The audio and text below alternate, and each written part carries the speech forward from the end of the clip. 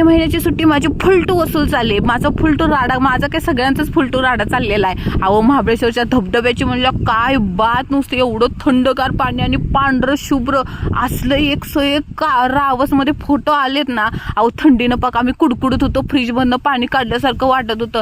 त्यात हे आमचे भैडू लोक आम्हाला भिजवतच होते, नुसते पाण्यातनं उठूच वाटत नव्हतं. अगं बया वडून काढल्यासारखं पाण्यातनं काढलं. त्यात आम्ही बदलायला कपडेच नव्हते नेले. मग काय भिजलेल्या अंगानंच वनभोजन करायचं ठरवलं.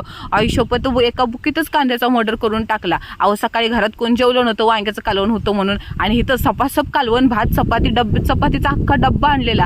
आणि भैडूने मला चटणी चपाती मस्तपैकी अशी गोल गोल करून दिलेली. कसली भारी त्या वावरात बसून लागली आहे. आणि बाजूला तळं होतं अक्षरशः. शेवटी घरं आलो आणि आमच्या भूतासारखं डोक्यात काय आलं टिलूच्यान माझ्या. आम्ही रात्रीच उठून आहे ना त्या कृष्णामाई घाटावरती गेलो वाईच्या, आणि दोघीच बसून. आणि ते पण काय करतो माहिती का, भूताची गोष्टी एकमेकीला सांगतोय.